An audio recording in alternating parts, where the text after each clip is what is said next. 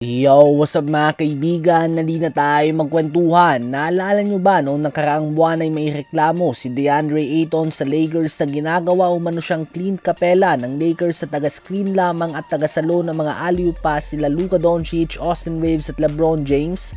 Well, ngayon nga ay makakatapat niya si Clint Capela sa first round ng playoffs. Out si Steven Adams, kaya naman si Capela ay medyo madaming minutong nilalaro niya ngayon. Ngayon nga ay may pagkakataon si Ayton na patunayan ang kanyang sarili.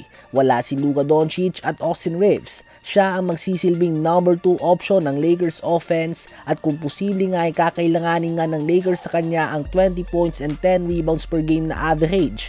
Kahit nga mag-average si LeBron ng 30-point triple-double, kung hindi din gagawa si Ayton ng solid stats bilang ang number 2 option ay tiyak na mahihirapan silang manalo laban sa very talented team ng Houston Rockets.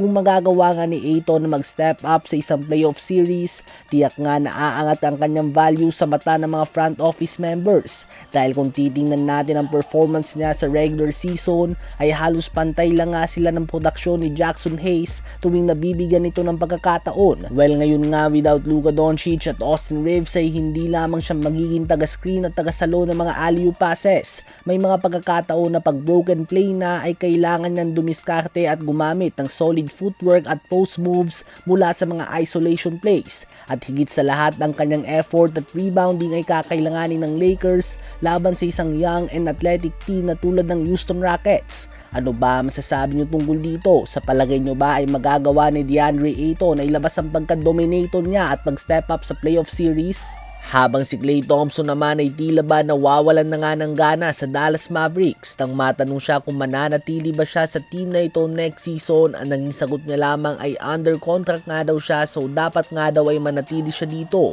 Subalit isang bagay nga daw na natutunan niya sa panahon niya bilang parte ng Mavs, mabilis magbagong mga bagay dito. At tama nga si Klay mga kaibigan, pumirma siya ng kontrata sa team na ito dahil kay Luka Doncic na laking gulat ng madami ay trinade ng Mavs matapos silang dalhin ito sa NBA Finals, averaging 34 points, 10 rebounds and 9 assists per game. At hindi rin nga tumagal ay trinade nila naging kapalit nito na si Anthony Davis para sa laos na Chris Middleton. So yung Luka Doncic nga ay naging Chris Middleton mga kaibigan.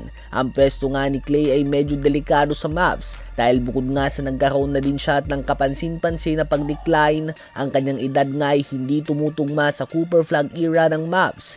Obviously ay kay Flag na nga iikot ang roster ng Mavs at gugustuhin nila na kumuha ng mga player na malapit ang edad dito upang sabay-sabay silang mag-develop at pumasok sa prime. At base nga sa edad ni Klay ngayon na 36 years old ay hindi na siya nababagay sa Mavs team na papangunahan ni Cooper Flag. Ano ba masasabi niyo tungkol dito?